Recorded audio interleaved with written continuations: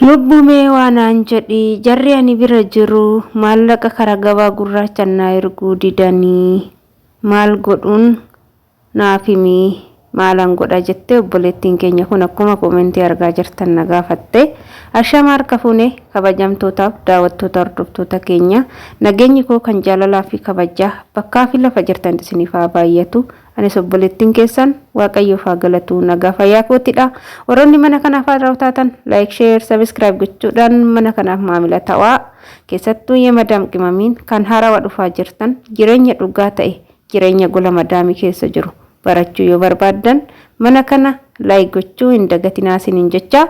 Egaa gara koomentiitti sin deebisaa jechuudha. Koomentiin akkanaa kun yeroo baay'ee naaf barraa akkasumas gara keessattinis namoonni hedduu na gaafatu jechuudha. Anas irratti jechuudha wanta gabaa gurraachaa kun namoonni baay'een ijoolleen amma dhufaa jirtu baay'ee madaamonni rakkisaa jiru jechuudha. Dhugaa dubbachuudha madaamonni tokko tokko baay'ee hamoota. Obboleettiin keenya takka biyyarraa biyyuma jechuudha. Adaraame obboleettiin koo biyya Saudii kana jirti.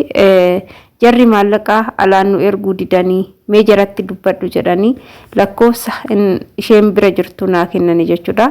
Ani immoo qaxxituman madaamitti dawwale yeroo dawwalee jedhu madaamin baay'ee dallantee lolte maaliif loltaa ani ishii dubbisuun barbaade ani fira ishiitiin jedheeni.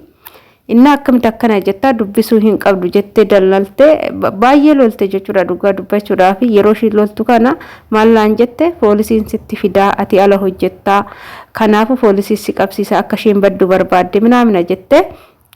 Ani immoo iyyuu lakki akka isheen baddu hin barbaanne ani aga tokko isheen obboleettii kooti waan ta'eef poolisii dhiisa waan fedhanitti dawwalaa jedheen obboleettii keenya dubbisuu danda'e jechuudha boodarra.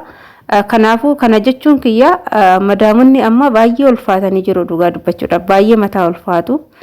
Ijoollee baay'eedhaafis maallaqa alaan erguudhaaf baay'ee makaraa godhu jechuudha. Asumarraan animti jechuudha nama mataa kiyyallee na mudateera. Jarri koo maallaqa na erguu didanii jechuudha alaan. Baankiidhaan malee alaan seera wuccii waan ta'eef seera wuxxii waan ta'eef nu qabsiisuu danda'a rakkoo nurraan ga'uu danda'a jedhan. Ani immoo maalan baafadheere ergasin na erguu diddanii ergasin na erguu sodaattanii ani mataa kootinan ergadha hiqaaman sinirraa qaba. Kanaafu hiqaama koo naa kenna jedhee seeraan gaafadhee erga gaafa guyyaa saniitii jalqabee ani maqaa kootinan ergadha jechuudha. Kanaaf obboleettii koo gabaa gurraacha jechuun akka seeratitti seerri jarallee ni adabsiisa. Jarri ni sodaatu. Namoonni tokko tokko baay'ee sodaatu. Kuni wanta dhossaadha. Gabaa gurraacha jechuun nuti ni erganna malee wanta dhossaa wanna hannaati siif galee. Kanaaf jarri tokko tokko si diduu danda'u. Ati immoo wanni gochuu qabdu ka maallaqa baankii fi gabaa gurraacha yoo wal madaalchifne baay'ee fagoo wal tara jechuudha. Baankiin baay'ee kisaaraa qaba. Akkuma goote dirqama alaan ergachuu qabda. Yoo isaan si didan immoo maallaqa kee harkatti qabachuu qabda jechuudha. Kana yoo sin jedhu maallaqa kee gagaltuu tasitti qabatte booda alaan sharafsiifachuudha malee asteechee ala baankiidhaan yoo ergite ruubii gadi hojjetta jechuudha. Baankiin gimmasha sirraa murataa jechuudha. Yeroo ammaa kana xiqqoo dabalee jira malee duraafa baay'ee jechuudha. Amma asitti Saudiyaan jechuudha. Saudi Arabiyaa keessatti amma biriin kumni tokko yoo kuma 30 hiikan baankiidhaan 1000 ture. 10,000 ture jechuudha. 10,000 15 guutu ture. Inna kanaaf ati amma wanni gochuu qabdu jarri yoo si didan ati kontraata yoo jiraatte biyya kam akka jirtu hin beeku.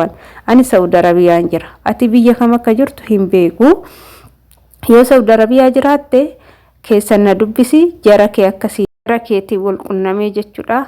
Ishii kan jedha yoo ta'e akkasii ergan nan itti si hima. Akkasumas immoo yookaan immoo iqaamaa kee harka keetitti si kennanii baankii si geessanii baankii gara Itoophiyaa ergu sun taane baankii biyya kanaa gara biyya kanaatti ergu baankonni biyya ati jirtu hin beeku lumaa galatti garuu biyya kanatti ergu iqaamaa kee qabattee deemtee galfachuu ni dandeessa jechuudha. Akka Saudi Arabiyaatti haalan ani ittiin galfachaa jirudha kun siif galee yookaan immoo Itemi baankii si baasanii buukii baankii si baasanii bilbila keetiinis dabarfachuu ni dandeecha maqaa keetii yoo akkaawuntii si banan kunniin lama amaraacidha jedheetanan isinitti hima jechuudha. Haala saniin ergachuu ni dandeessa sin jira. Asumarraan illee yeroo maallaqa gara biyyaa ergattan, yeroo maallaqa gara hawwaalatiin ergattan of eeggannoo gurguddaa sin barbaachisa.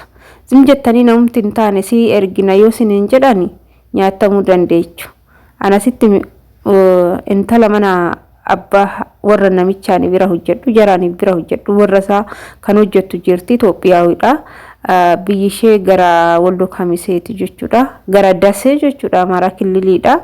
Inna ani hin beekne dura ani hin argine iyyuudha. Maallaqa maal goote asii gara Dubaayii ergatte jechuudha. Asii Saudiidha gara Dubaayii ergatte achi maallaqa qarshii Saudi Arabiyaa 3,000 gara Dubaayii dabarsite. Har'a naa ergi jettini boru naa ergi jettini booda maallaqni isaa jara bira gahitaan jennaan jarri bulookii godhan jechuudha warroonni Dubaayii sun. Kanaaf maallaqa yoo ergattan ijoolleen Saudi Arabiyaa jirtan jechuudha. Asii gara Dubaayii ergachuu hin xaarinaa jechuudha. Asii asumatti namoonni dabarsan ni jiru.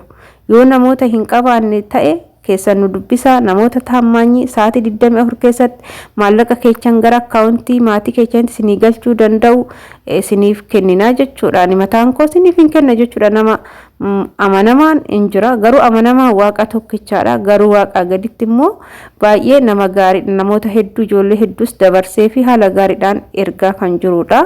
Akkasumallee ijoollee baay'een maallaqa baay'eedhaan aganaa isinii sharafna jedhanii namoonni isinitti fakkeessanii yoo maallaqni bira gahe bulook ofirraa isin godhan jiru. Akkasumas immoo akkaawuntii sobaniiti risiitii maallaqa ittiin galchasa feekii yookaan foorjijii isinirratti erganii maallaqni keessan gale isiniin jedhanii isinatti taallalanii booda isin yoo soba kun jettanitti dubbatan bulook isin godhan jiru. Wantoota kanneen irraa sirriitti of eeggannoo godhadhaa. Sim jettanii maallaqa ergachuu osoo hin taane namni nurraa ergachaa jiru kun nama akkamiiti?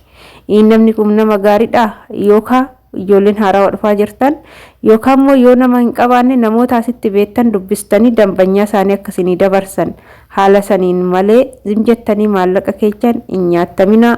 Of eeggannoo godhadhaadha. Hattuun baay'attee jirti. Hattuun karaa garaagaraatiin maallaqa namarraa fudhachaa jirti waan ta'eef maallaqa gubattanii shintibeetii madaamii dhixxanii fiddan kan gara biyyaa ergattan of eeggannoo gurguddaa godhadhaa. Nama akkamiitiin akka erguu qabdanis sirriitti adda baafadha. Namti maallaqa hin ergina jedhaniif maallaqa keechan ittiin galchinaa isiniin jechuun jaaladha. Ani haala kanaan viidiyoo koo asumarraa nan goolaba jechuudha. Egaa turtii na wajjin gootaniif ulfaadhaa galatoomaa. Horaa bulaa deebanaa isiniin jechaa warroonni mana keenya haarawaa taatan immoo like, share, subscribe gochuudhaan nu jajjabeessaa.